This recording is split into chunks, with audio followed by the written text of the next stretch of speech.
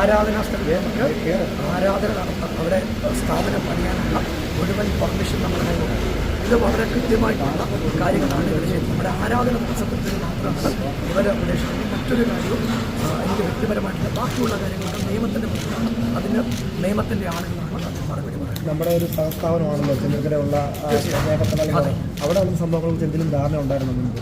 അതായത് അങ്ങനെ ഒരു ബഹളമോ പ്രശ്നമോ ഇന്ന് വരെ എൻ്റെ ശ്രദ്ധയിൽപ്പെട്ടിട്ടില്ല. എൻ്റെ ശ്രദ്ധയിൽപ്പെട്ടിട്ടുള്ള അങ്ങനെ ഒരു കാരണവശാലും ഇന്ന് വരുന്ന ശ്രദ്ധയിലാണ് ആരും അവിടുത്തെ അധികാരികളോ മറ്റൊരാളോ അങ്ങനെ എൻ്റെ ശ്രദ്ധയിൽപ്പെടുത്തിയിട്ടില്ല. അതിനെക്കുറിച്ച് എനിക്ക് കൃത്യമായിട്ട് ധാരണ ഇതുവരെ ഉണ്ടായിരുന്നു. ഈ കുട്ടികളെ കൊണ്ടുപോയത് കുറച്ച് ദിവസം മുൻപാണല്ലോ.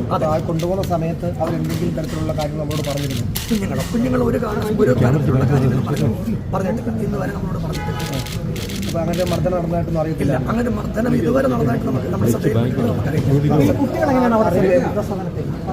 കുട്ടികൾ വൃദ്ധസദനത്തിലല്ല താമസിച്ചുകൊണ്ടിരുന്നത്. ഇപ്പം അത് നിയമത്തിന്റെ മുമ്പിൽ കിടക്കുന്നതാണ്. ഞാൻ കൂടുതൽ കാര്യങ്ങൾ പറയാൻ ആളല്ല. എനിക്കത് പറയാൻ ആരാധനയോട് ബന്ധപ്പെട്ടുള്ള കാര്യങ്ങൾ ഞാൻ പറയാം. അതിനെക്കുറിച്ച് എനിക്ക് വ്യക്തമായൊരു ബോധ്യമില്ല.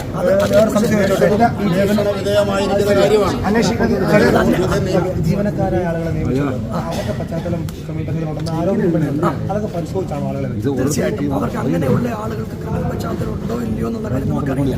നമ്മൾ ഇന്റർവ്യൂ ബോർഡാണ് ഇവിടെയുള്ള ആളുകളെ എടുക്കുന്നത്. ഇന്റർവ്യൂ ബോർഡ് കൂടിയിട്ടാണ് ഇങ്ങനെയുള്ള ആളുകളെ എടുക്കുന്നത്. ആ നിലയിലാണ്. അതിനെക്കുറിച്ച് നിയമത്തിന്റെ മുന്നിലുള്ള കാര്യമാണ് അത് പറയാം. ഇതിപ്പോൾ ഇവിടുത്തെ ആരാധന, അതായത് നോർത്ത് ഇന്ത്യയിൽ കാണും പോലെ കൃത്യമായിട്ട് ആരാധന നടക്കുകയാണ് ലക്ഷ്യം. നമ്മൾ ഇവരുമായിട്ടൊന്നും യാതൊരു പ്രശ്നമോ യാതൊരു കാര്യമോ ഇല്ല.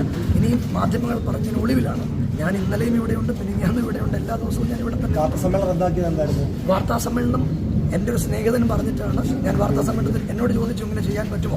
അപ്പോൾ ഞാൻ പറഞ്ഞാൽ ഇവിടെ ഉണ്ടെങ്കിൽ വരും എന്നാണ് പറഞ്ഞത്. അതിനപ്പുറത്ത് മറ്റൊരു കാര്യം എനിക്ക് അതിനെക്കുറിച്ച് മറ്റൊരു കാര്യം, പാസ്റ്റർ ഏതെങ്കിലും സ്ഥലത്ത് പോയിട്ട് കുട്ടികളെ പഠിപ്പിക്കാനുള്ള വാഗ്ദാനം നൽകി ഇവിടെ കൊണ്ടുവന്നിട്ടുണ്ട്? ഇല്ല, അങ്ങനെയല്ല. ഞാൻ കുഞ്ഞുങ്ങളെ ഇപ്പോൾ അങ്ങനെ ഒരു പഠിക്കാൻ കഴിവില്ലാത്ത 3000 കുട്ടികൾക്ക് പഠന സഹായം കൊടുക്കുന്ന ഒരു പാസ്റ്ററാണ് ഞാൻ. എല്ലാ വർഷവും ഇത് ചെയ്യുന്നത്. ഇത് ലൈവാണ്, എല്ലാ വർഷവും ചെയ്യുന്നതാണ്. ഞാൻ ഒരു 24 വർഷമായിട്ട് ശുശ്രൂഷകനാണ്. ഇങ്ങനെ കഞ്ചാവും ഇങ്ങനെ ഉപയോഗിക്കുന്ന കുഞ്ഞുങ്ങളെ ഞാൻ എൻ്റെ കൂടെ കൂട്ടും, എൻ്റെ വീട്ടിൽ താമസിപ്പിക്കും. അത് നിരന്തരമായി ചെയ്യാറുള്ള ഒരു കാര്യമാണ്. ഇപ്പോഴും ഞാനത് ചെയ്യുന്നു. എൻ്റെ കൂടെ അങ്ങനെയുള്ള നിരവധി ആളുകളുണ്ട്. എന്തുകൊണ്ടാണ് ഇപ്പോൾ ഇങ്ങനൊരു പരാതി ഉയർന്നു വരുന്നത്? അല്ലെങ്കിൽ അവിടുന്ന് കുട്ടികൾ ഈ പറഞ്ഞ പഠിപ്പിക്കാൻ വാഗ്ദാനം നൽകുന്നു, പിന്നെ പഠിപ്പിക്കുന്നില്ല. അപ്പോൾ ഇങ്ങനെ ഉയർന്നു വരാനുള്ള കാരണം എന്തായിട്ട് മനസ്സിലാക്കുന്നത്? ഉയർന്നു വരുന്ന ഇത് ആരാധനയോടുള്ള തടസ്സമാണ്. നമ്മളോട് വേറെ വ്യക്തിപരമായിട്ട് അവർക്ക് വൈരാഗ്യമില്ല. ഈ കുട്ടികൾക്ക് ആരാധനയോട് എന്താണ് എതിർപ്പ്? ഈ കുട്ടിക്ക് ആരാധിക്കാൻ, ഈ കുട്ടിയുടെ കാര്യത്തിൽ എനിക്കറിയില്ല. കുട്ടിയുടെ കാര്യത്തിൽ എനിക്കറിയാം. കുട്ടിയാണല്ലോ പരാതിക്കാരൻ ആദ്യത്തെ. അല്ല, ആരാധനയ്ക്കെതിരെ കുട്ടികൾ തമ്മിലുണ്ടായ സംഘർഷമാണെന്നാണ് ഞാൻ മനസ്സിലാക്കുന്നത്. അതിനെക്കുറിച്ച്